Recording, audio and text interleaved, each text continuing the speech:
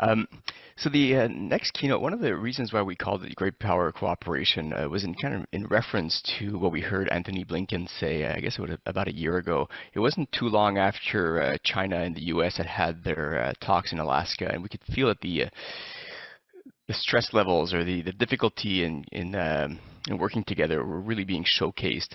And I remember that Anthony Blinken mentioned the fact that if there was one place where there was potential for future cooperation with China, climate was that place, and it was a leverage that we needed to use. So we thought we really wanted to make sure that this kind of reflection was brought into the Montreal summit. Now let me hand it over here to Pauline Baudu. Merci d'être avec nous en direct de Paris. She's a research assistant with the Environmental Change and Security Program and the Polar Institute at the Woodrow Wilson International Center for Scholars. Her research focuses on the security implications of climate change on forced displacement, as well as on the Arctic and in the maritime domain. And she holds an MA in Defense, Security, and Crisis Management from the French Institute for International and Strategic Affairs, and an MA in Crisis Analysis and Humanitarian Action from Université Savoie-Mont-Blanc. Donc, merci Pauline, et la parole est à toi. Merci, Yuri. So I guess I'm going to switch to English. Thank you, Yuri, for this kind introduction, and welcome back to all of you. It's great to be here with you all, and I hope you enjoyed yesterday's great panels for the first day of this summit. I'm looking forward to what will be a very important discussion, as today we'll be talking about the general benefits, conditions, and challenges to effective and realistic cooperation on climate security between great powers. A very timely discussion indeed, as climate has been increasingly recognized as a security threat and destabilizing force, and also because efforts to tackle this may be hampered by the continued invasion of Ukraine by Russia. So one would think that with great power comes great responsibility, great climate responsibility, which is also why the past COPs have concentrated a lot of expectations and griefs. And there are two principal reasons that great powers need to play a leadership role in climate politics. First, climate change is a source of potential international conflict. And second, it increases social inequalities and threatens human security and international justice. And this year we happen to have a very packed multilateral agenda with the UN Bonn Climate Change Conference, the NATO summit, and G7 meetings all taking place in the next few weeks or months. So there are reasonable expectations that climate security will be further addressed on these occasions. And that's especially given the pressing warnings from the latest IPCC reports that reminded us once again this year of the mounting impacts from the climate crisis and the fact that we are really not prepared for what's coming. So today we'll be discussing this topic in the form of a keynote conversation, and it will be my honor to be discussing this with Sherri Goodman. Ms. Goodman, thank you so much for being here. Sherri Goodman is a senior fellow at the Wilson Center's Environmental Change and Security Program and Polar Institute in Washington. She's also a senior strategist at the Center for Climate and Security and is the Secretary General of the International Military Council on Climate and Security. And importantly, she served as the first US Deputy Undersecretary of Defense for Environmental Security and basically developed this portfolio. So she has been deeply involved and leading in the nexus of climate and security in the past decades. And she's also the person who coined the term threat multiplier, which is something you might want to come back to later. So she really has a first-hand account of how climate has been shaping geopolitical risks, how these impacts have been acknowledged by governments, and how nations have or haven't been partnering up to address these. So I really couldn't think of a better person to discuss this topic with us today. So we'll start with a few framing questions on the topic, and then we'll follow up with further questions on more specific aspects, maybe. In the meantime, I would like to encourage the audience to send your questions. I will have a 15 minutes Q&A at the end. So please don't hesitate to jump in, either in English or in French. And so if you'd like to contribute to the discussion, so simply click on the Ask a Question button, which should be on the upper right corner of the webcast player. So Ms. Goodman, first I'd like to ask you about the broader notions of climate security and great power cooperation / competition. I wonder if you could tell us about the notion of what climate security entails from your experience, and also about maybe where we are today in terms of cooperating to preparing for climate security risks, especially given the current global strategic situation. How well is this nexus integrated into policy? And then we'll dive a little deeper later on the impacts from the Ukraine war. Ms. Goodman, the floor is yours. Well, thank you very much, Pauline. And it's a pleasure to be here with all of you today. And Pauline, you're the perfect person for this panel and this discussion with your multilingual French and very diverse background that brings a lot of experience to this discussion. And let me thank Dan and the WSP team for organizing this. Your remarks really touched me personally to see a company really leading from the front on climate security, putting it front and center is something that's been a passion of mine for decades now. So perhaps I'll just put this in historical perspective for you. I served as the first Deputy Undersecretary of Defense for Environmental Security in the 1990s during the administration of President Clinton and Gore. And this was the end of the Cold War. And I would say our great power cooperation at that time had a lot to do with, we didn't call it that, but it had a lot to do with reducing the risks of the Cold War, which were nuclear weapons and the threat of fissile material misuse. And so we spent, and Canada was actually a part of this, an initiative that I led called Arctic Military Environmental Cooperation with the US, Norway, and Russia. It began in 1995 when the Defense Minister of Norway asked the US Secretary of Defense to help with managing waste streams from decommissioned Russian nuclear submarines that were sinking at Pierside on the Kola Peninsula and threatened important Norwegian fishing grounds.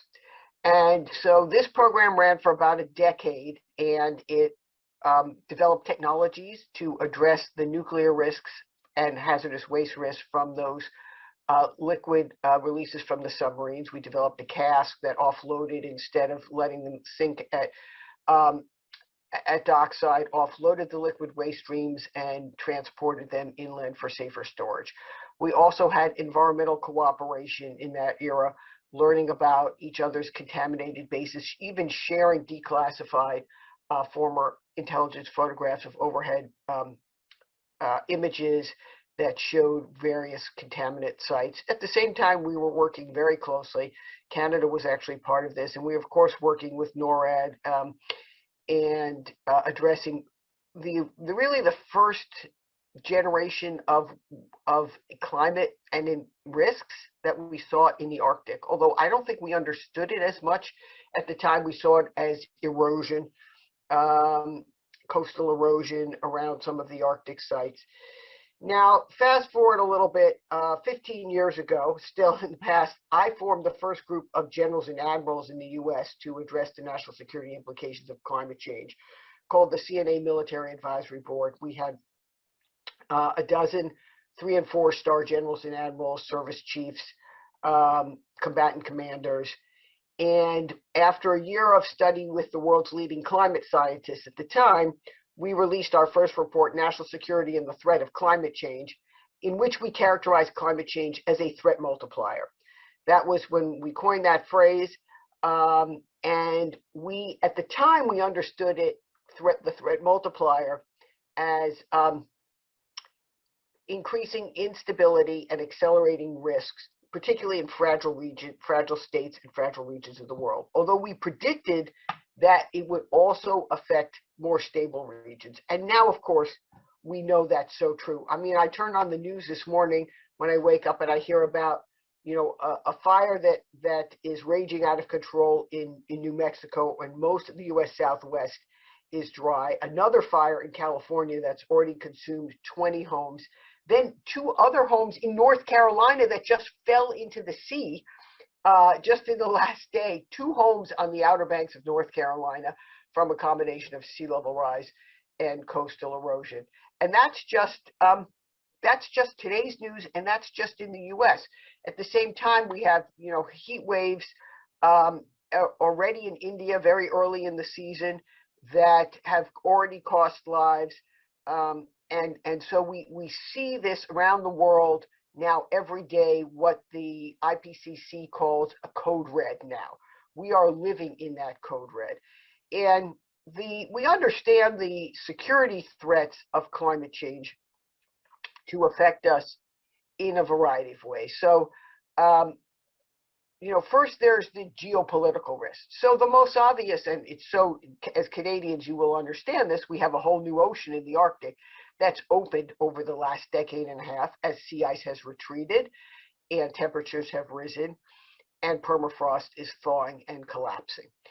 And that has created in part a rush for the resources by Putin, who wants to monetize the northern sea route along the Russian coastline as a toll road for transit from ports in Asia to ports in Europe, and increase drilling for the fossil resources that are even aggravating the climate crisis. And China itself has its own Arctic policy that it issued almost 5 years ago now, declaring itself a near Arctic power and an Arctic stakeholder, and wants access both to the resources, to the energy, to the subsea mining and the minerals, and maybe potentially in the future to the fish as fish stocks move northward, and overfishing is rampant in its coastal waters.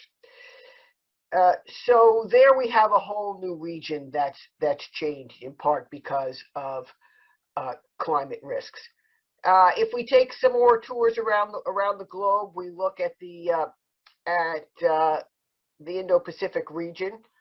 Well, let's start with China. We're going to hear talk about great power cooperation and some competition probably as well. China itself is a highly climate vulnerable country. If you look at any maps now, I think our International Military Council on Climate Security has recently, or our Planetary Security Initiative, close affiliate, has recently put out some maps showing the world's most climate vulnerable countries, and China is right up there along with India. That's because a combination of sea level rise, desertification, water shortages, and water insecurity.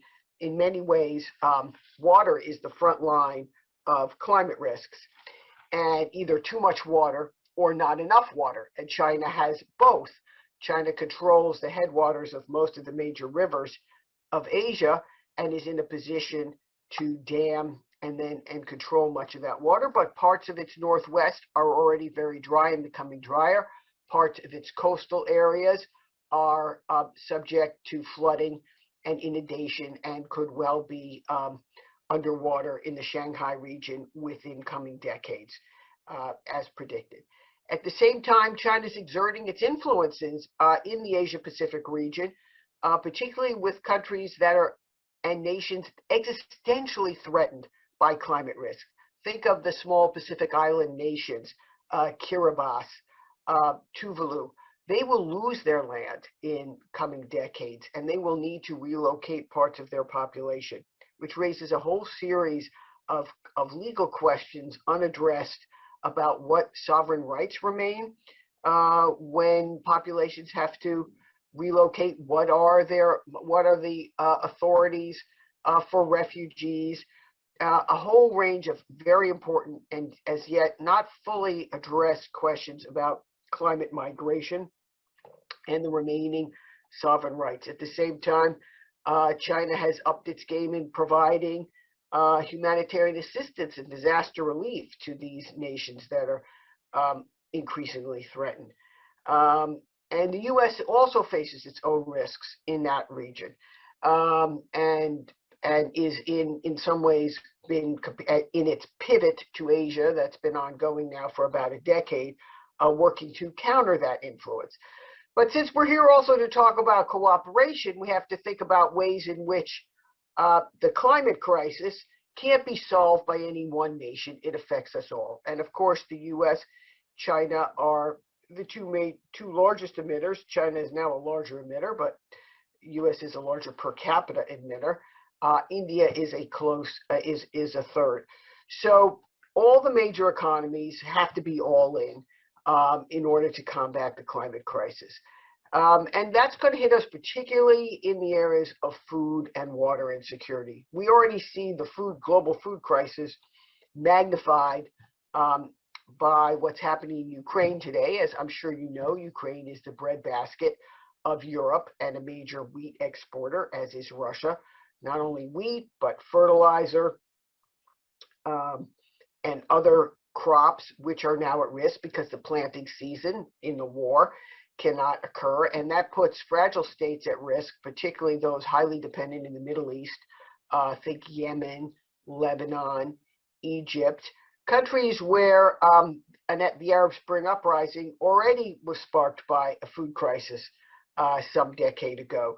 So we could be entering that era. It's not that globally we're lacking in wheat supplies, but they may be in the wrong places at the wrong time, particularly those countries in the Middle East that are highly dependent on those wheat supplies.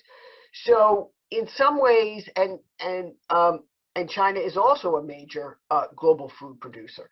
So in some ways, we have to think about how we solve these issues jointly, even if the cooperation piece is not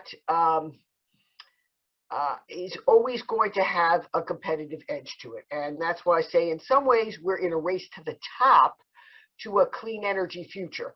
Of course, China's become a major solar panel and solar manufacturer over the last decade. The US and other countries are now trying to increase their domestic manufacturing. And then you have the critical minerals and the materials required for batteries and other parts of the clean energy transition as we electrify further, as we build more electric vehicles, as we electrify all ranges of our power system. And that also has led the US now to think more deliberately about how it can onshore or friendshore, as the new term is, sort of more friendly development of those minerals from other sources, either in the US or from more allied countries. So, including, of course, Canada. You are our most important partner in so many ways and continue to be. And I also want to thank Canada for stepping up on its leadership on climate security. And I know Pauline will get to that. So maybe I'll stop now. That's been a long intro, and let's move forward. Well, thank you, Sherri, for putting things into context and providing us so much background, historical perspective, and also about your personal experience. And I think the audience now really understands how things you and military experts foresaw a few decades ago are increasingly translating into today's reality with different specific regional impacts, which are really shaping the current geopolitical context and are also increasingly factored into national politics. So now that we've unpacked the climate security notion and also lots of key aspects that Ms. Goodman has mentioned and will be also getting back to later in the discussion. So going forward, would you like to elaborate further on the mutuality of interests between great powers to address the topic, and maybe which resources need to be mobilized to facilitate better diplomacy and more effective cooperation on this topic? Can you think of specific confidence building measures that could be considered? Well, I mean, going back to my own experience in the Department of Defense, we developed the first kind of generation of environmental security cooperation among militaries, but it included more than militaries. It often included environmental energy agencies from the home country. So just as an example, Canada was always part of this. We still have a very active Pacific Environmental Security Forum, which was actually founded in the late 1990s when I held the first environmental security conference with then Admiral Preer, who was head of the U.S. Pacific Command. And we brought in, it was held in Hawaii, and we hosted nations from across the Pacific. We also invited China to that. Now that Pacific Environmental Security Forum continues, supported by U.S. Pacific Command, PACOM, on an annual, semi-annual basis. It's been held in Australia, New Zealand, other locations. And there are a variety of topics, of which climate is one, but also cleanup of contaminants. Conservation of natural resources has always been a very, very important topic in these forums. And the biodiversity loss that compounds the climate crisis is also increasingly important as we think more broadly about what it takes to manage human security and human and planetary security, natural security, if you will, in this era. And both, of course, I mean, many countries, and Canada, US, China, and many others have just a wealth of endemic natural resources that need to be protected. So those are potential areas for cooperation. Of course, science and technology has long been an area, but of course there's a challenge with China because it steals our intellectual property. So you always have to be a little bit careful about that, or a lot careful, and there are a lot of rules of the road for it. But on the other hand, China has, produced a lot of great scientists, and we've educated many of them in the U.S. over the recent decades. And so there's every reason to think that in areas where we may be working more in parallel, whether in energy or food or water, there's going to be, as I say, either a race to the top, other areas of cooperation as we strive to meet the national determining commitments. And then, more transparency, that also builds confidence. If we talk about confidence building measures, what we need is the transparency we strove for, let's say during the Cold War, and understanding better nuclear risks, so that even when we were locked dead on in the Cold War competition with the Soviet Union, we were very careful not to increase the risks of a nuclear accident or nuclear escalation by establishing such things as hotlines or taking nuclear missiles off first alert. And now we, in some ways, need to take those kind of parallel processes and apply them here. So in the Arctic, for example, we need better to understand how forces are operating and have more transparency there so that we can reduce the risks of accidents.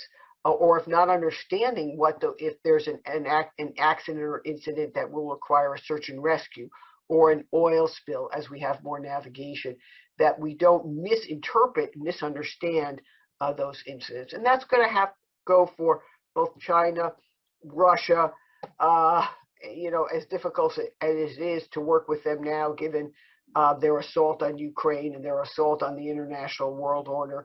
We have entered in many ways a period that is in some ways the most destabilizing of any that I've experienced in my lifetime, and we need to sort of reestablish some rules of the road to manage and reduce those risks, even while we are in a period of increased political instability compounded by climate instability.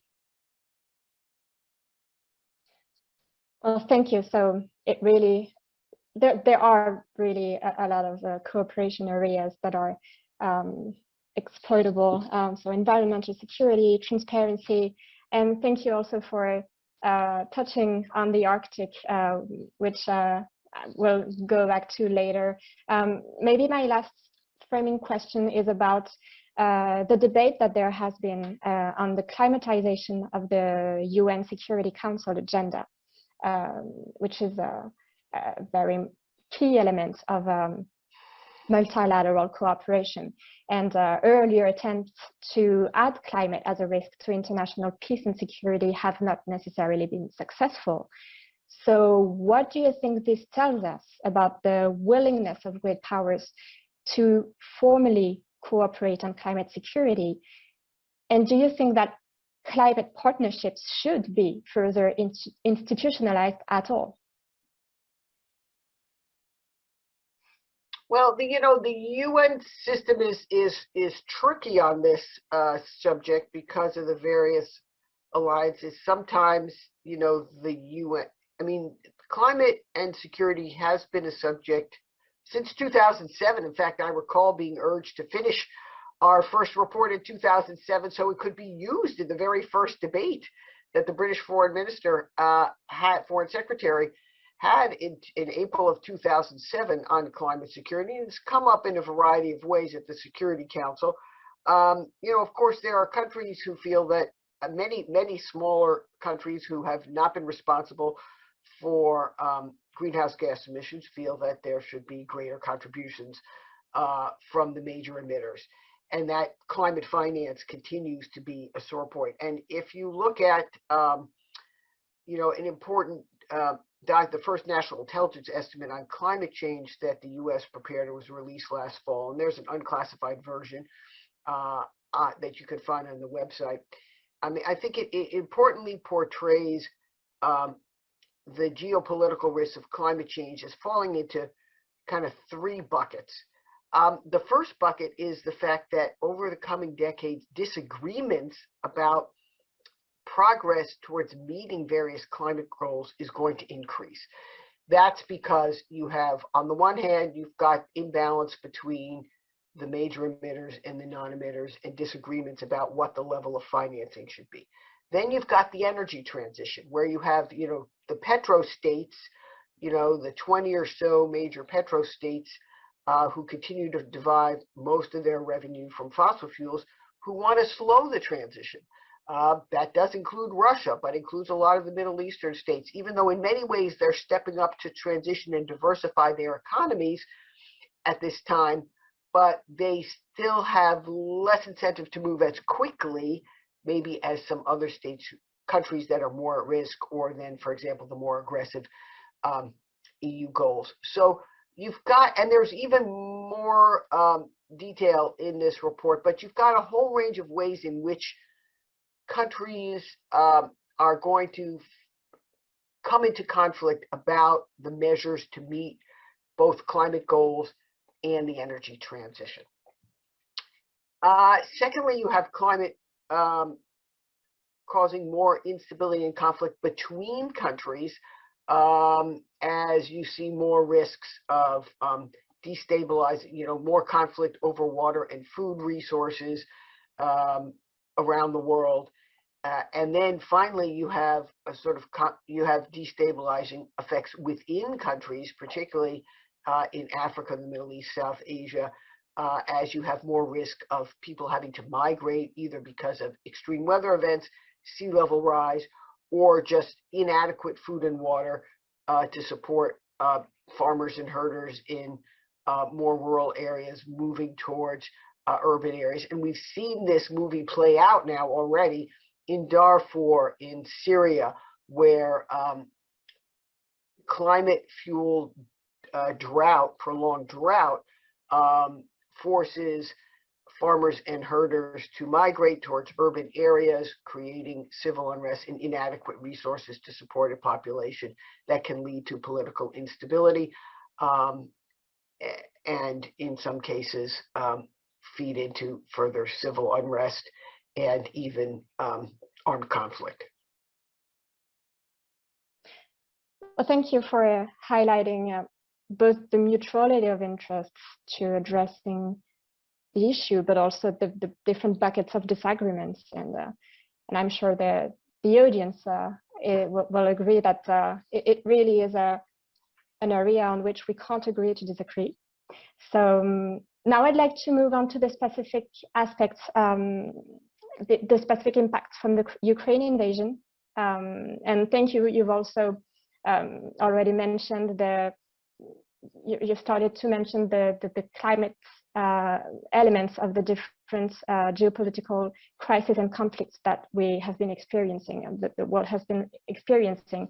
And we've seen that the Ukraine war itself has reshuffled, as you were mentioning, the global strategic dynamics. And some have been worrying that this should shift priorities in terms of addressing climate change. But however, we've seen that the Ukraine crisis itself has clear climate and environmental components. So I wonder if you could tell us more about them, and maybe also how much traction do they have? Do you think they can make the case for more strategic and long-term thinking when it comes to climate change?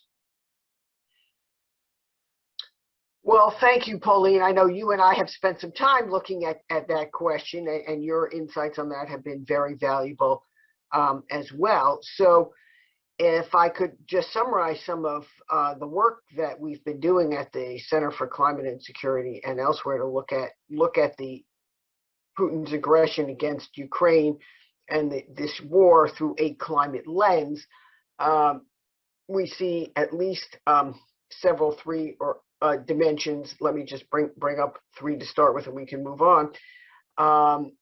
First, of course, you have Putin weaponizing energy, oil and gas against Ukraine and Europe, okay? And now in an effort as leverage, which fortunately has in many ways strengthened the NATO alliance, and is redounded to his detriment. Now, that's not that it hasn't produced hardship for Europe,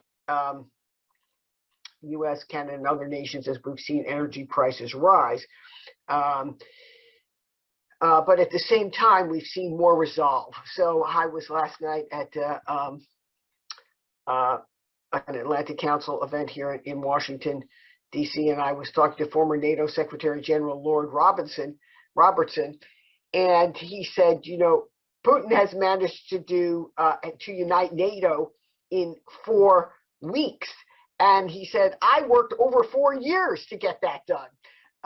So in that way, the resolve of NATO member nations, both to work together to combat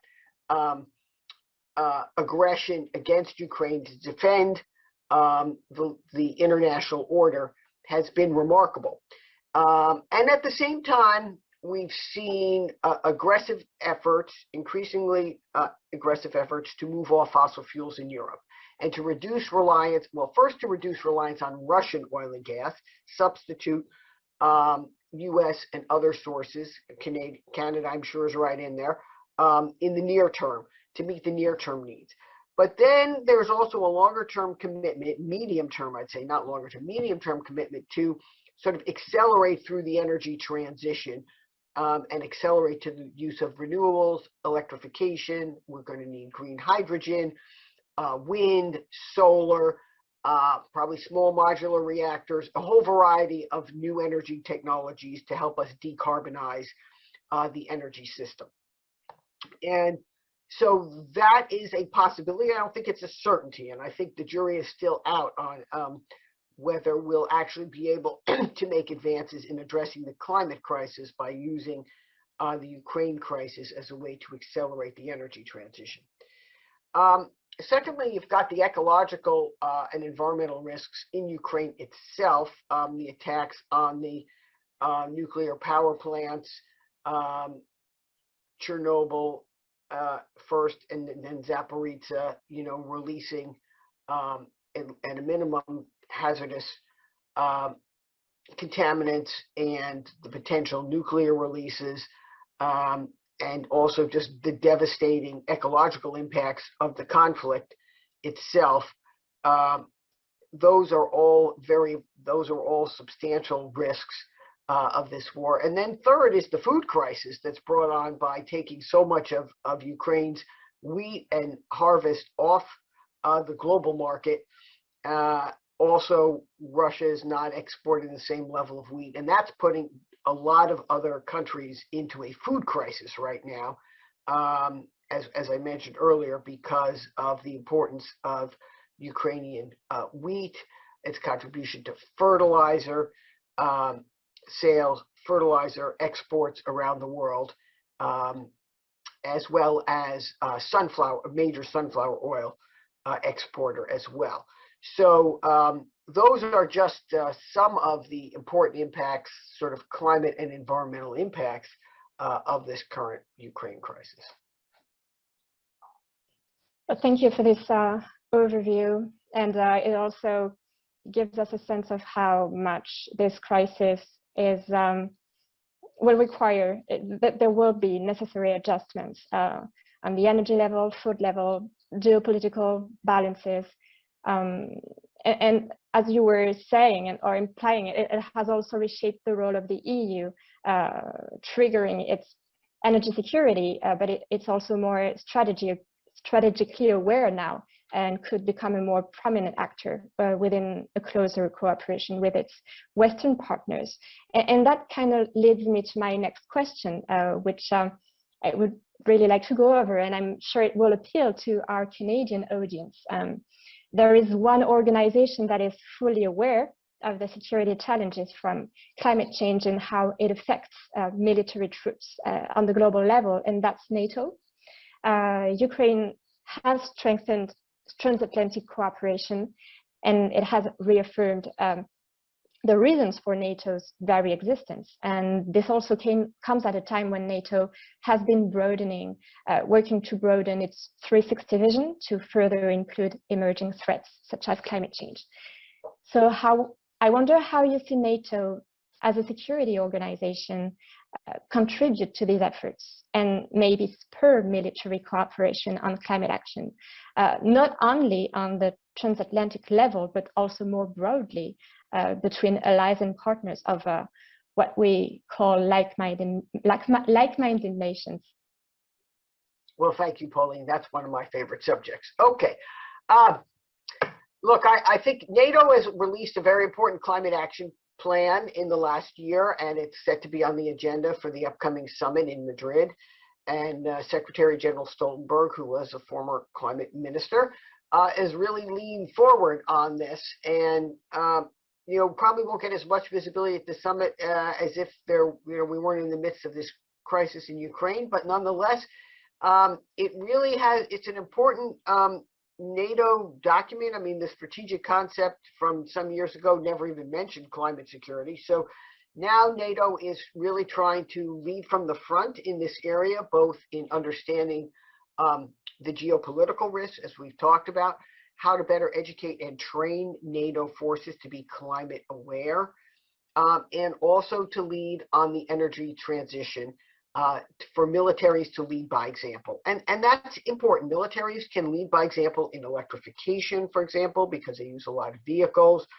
They can lead in technology, science and technology development in certain sectors in the US and in other nations, certainly in greening procurement, improving weapon systems, propulsion systems, looking at sustainable aviation and shipping fuels, because of course that's a major source of energy use in most militaries, is for aircraft and ships, and then also the technology development. So NATO's really leaning into this, and I think that's a good thing. And I want to commend Canada for stepping up to host the NATO's Center of Excellence on Climate and Security. I think that's very, very important. I've had the privilege of being part of some of the shaping discussions with your team, your Ministry of Defense and Foreign Affairs, as you're thinking about how to put that together and how to apply for accreditation within NATO as a center. And I think that's an important, going to be a very, very important center. And kudos to Canada for stepping up on that. Yeah, and finally, I'd say to the question on allies and partners, Pauline, beyond NATO and using, for example, the International Military Council on Climate and Security, we work with militaries around the world from, of course, Australia and New Zealand, but also from Kenya, from Colombia. I mean, we have partners across the world that are interested in this. Jordan, many nations in every India. Bangladesh, in every continent that are interested in better understanding how military forces can lead on climate security, both lead by example in how they manage their own emissions, manage the climate risks at the military bases, and also partner for better good and better transparency. Well, thank you. Yes, sorry, it definitely was a very timely move from Canada, and yes, definitely a lot of challenges for an inclusive approach in this new framework.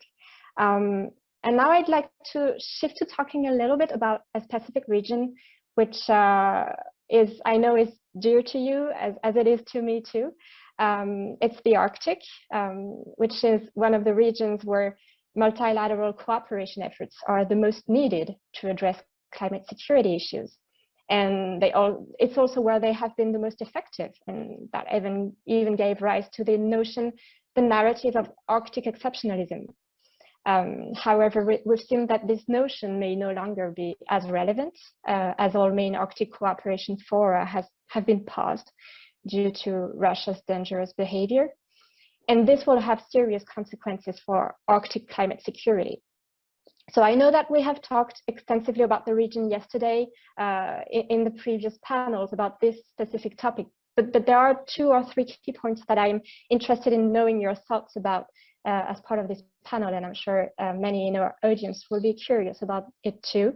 So my question is, with half of the Arctic territory, Russia, being excluded from cooperation, how do you see collaborative efforts in the medium term, particularly on climate and environmental security needs? Do you think that Arctic partners should keep using existing fora without Russia, or rather create innovative frameworks? And perhaps also importantly, could this be an opportunity to redesign the existing security cooperation arrangements in the region to better acknowledge the strategic aspect of climate discussions? Okay, Pauline, interesting question. Well, as in the near term, of course, that the Arctic, the 7 Arctic Council nations have disallowed Russia from the forum, even though Russia is chairing the Arctic Council right now, which is the organization that, not a security forum, but it's been around for 25 years now, and it's an organization where the Arctic 8 countries heretofore now without Russia have come together to address everything from marine issues, environmental issues, education, transportation, communication, etc. And there's been important research that's been done, and then the Arctic Coast Guard Forum has also been able to exercise to various agreements that have been developed through the Arctic Council, such as oil spill prevention, search and rescue, even science and technology. So I think as much as possible, the Arctic 7 should continue the work that's ongoing. Because Russia is such a vast Arctic nation, and it's also very climate vulnerable, as the permafrost is thawing and the tundra is on fire. There are many risks that Russia itself faces. Its infrastructure is very much at risk in the Arctic, and Russia has never had a good industrial safety record. So I expect the problems there to be even worse than they would be in other nations.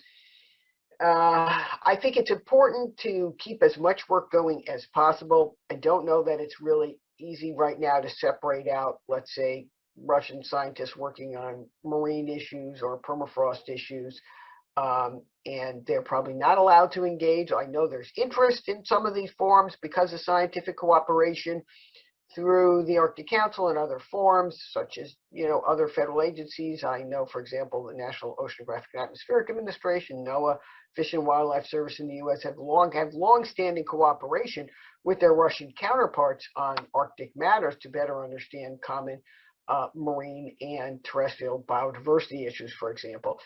And whether that continue right now? I don't think so, but who knows how long this hiatus will last. I think it's important to continue to do as much work as possible in the interim. And I think we should go to questions now before our time is up. Exactly. So that was fantastic. Thank you so much. So now we're turning things over to our audience, and there are questions arriving now, actually. One of them is maybe a little specific, but I'm sure we can put this into a broader context. It also relates to the crucial role of water that you were mentioning earlier. So the person says that water sharing is even challenging between good friends like Canada and the US, with a strong history of bilateral policymaking surrounding environmental protection in the Great Lakes and the St. Lawrence waterway. What are your expectations regarding the likelihood of cooperative solutions to dwindling water availability in major watersheds, such as the Nile and the Himalayan watershed, and the risk of those regions going to war over blue gold? And I think this can also be connected to other regions, such as Iraq with the Tigris and Euphrates. Well, it's a great question, and I do think there are concerns over major transboundary water resources, particularly the Nile, with the Grand Renaissance Ethiopian Dam now coming into operation. That puts Egypt's water supply at even greater risk. And I think that most of these and existing transboundary water agreements, for example, on the Mekong and other major waterways, are for the most part not, or the Tigris Euphrates are for the most part not climate smart, meaning they don't incorporate the changing climate conditions that are affecting water levels and water flow. So that's a major heavy lift. If we talk about the Great Lakes region, I mean, we're so fortunate, Canada and the US, to have, so much important freshwater supply on our border.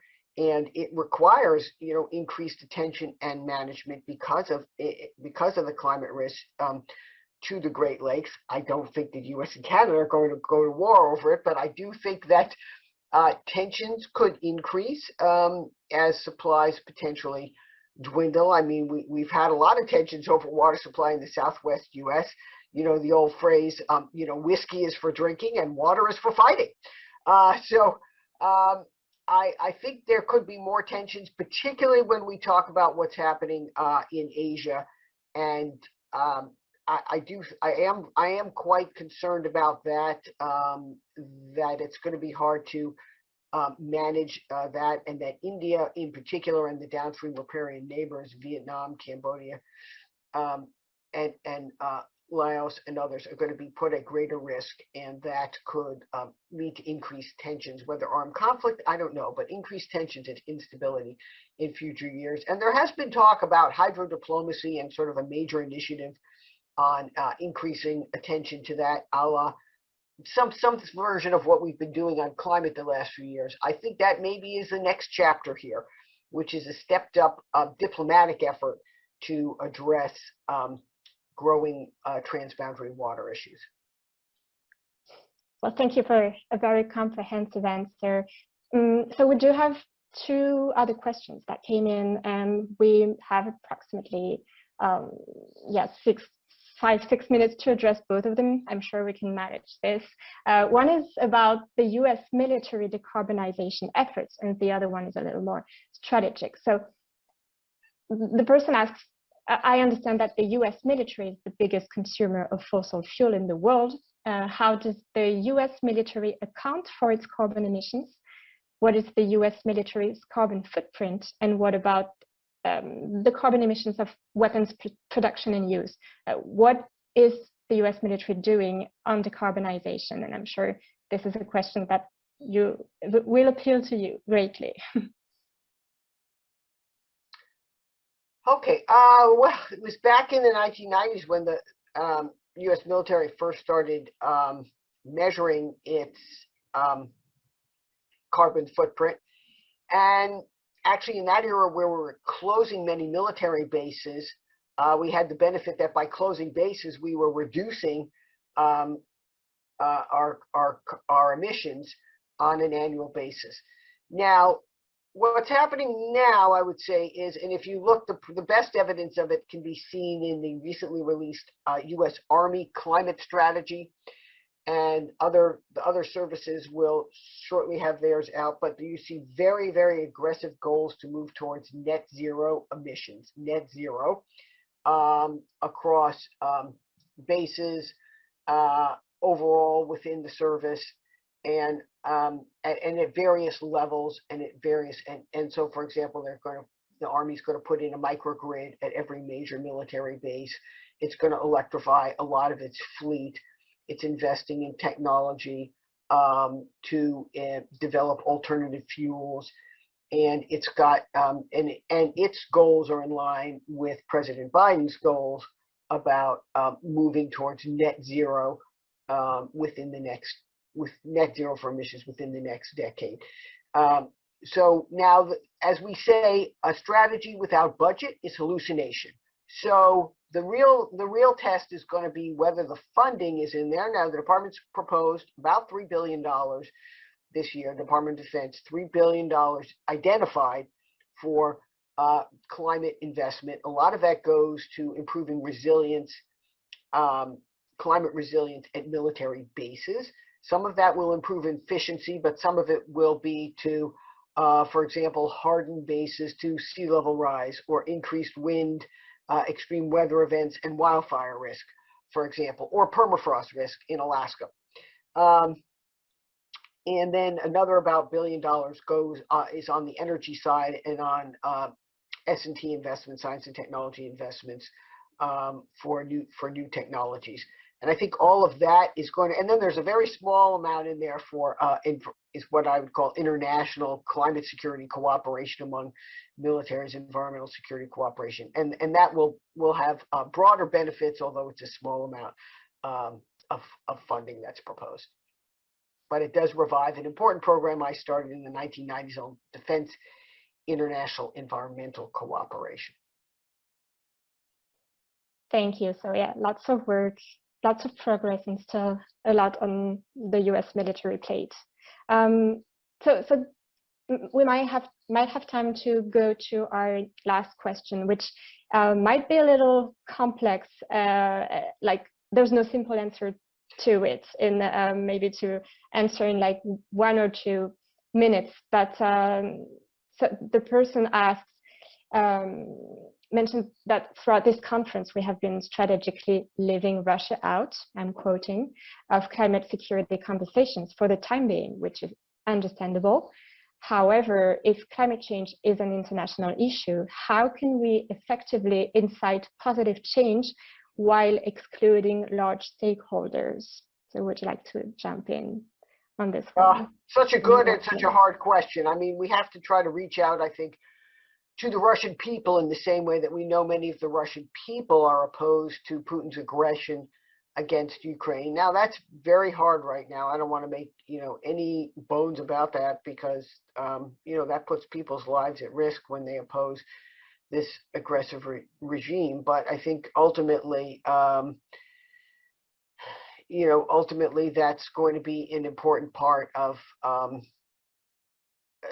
the transition to the future is that the Russian people have to realize what kind of oppression they live in, and it's going to last longer than we'd like. And Russia is, like China, also a very highly climate vulnerable country, with its permafrost collapsing, and also temperatures rising, and increased wildfire risk, and not being a resilient society, and its logistics, its supply chain is also going to be and its financial system now, because of its action against Ukraine, is also increasingly threatened.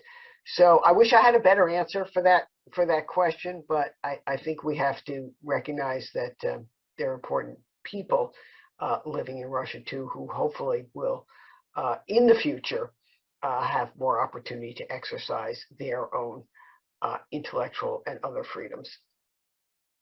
Yes, and that was a great way to conclude this panel. So we'll wrap it up for now.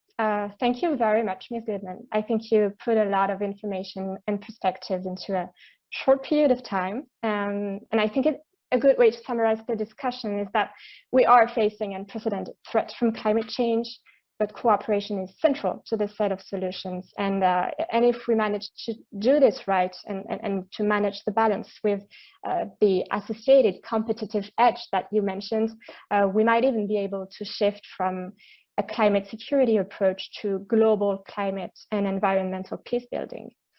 So if our audience would like to continue the conversation, I can recommend some articles that were co-authored or authored by Sherri and that also relate to our topic today.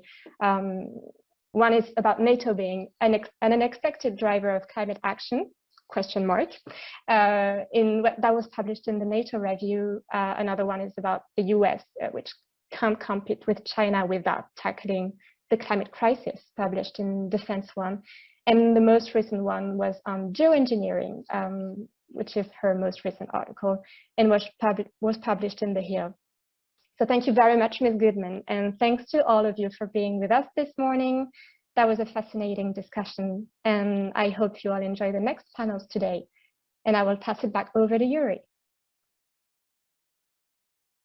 All right, well, thank you so much. What a great way to open day two. This was just an illuminating conversation. Sherri, thanks for the depth of analysis and the experience you bring to this question. It's just been really interesting to hear you out. Pauline, you did such a great job of just bringing it all together and having that trajectory. Congratulations to Pauline. You did a great job. It was wonderful. Really so thank you great. so much, both of you, and we will see you around. And we're going to take a 5-minute break just to do a mic check with our next panel. And so to the audience, don't go too far. We'll be right back.